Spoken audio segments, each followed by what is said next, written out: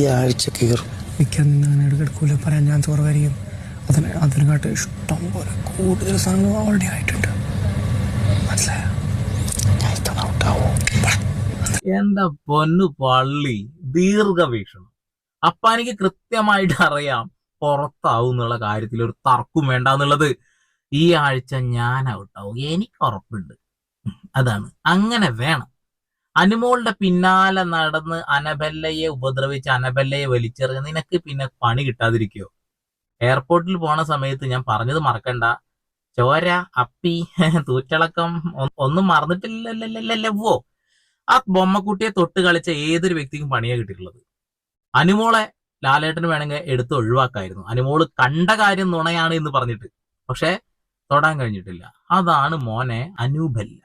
ബൊമ്മക്കുട്ടി കൊട്ട് കളിച്ചാൽ കട്ട ബൊമ്മനാണ് മക്കളെ. അത് പുറത്ത് ചാടും. നല്ല 8ന്റെ പണി അങ്ങ് കിട്ടും.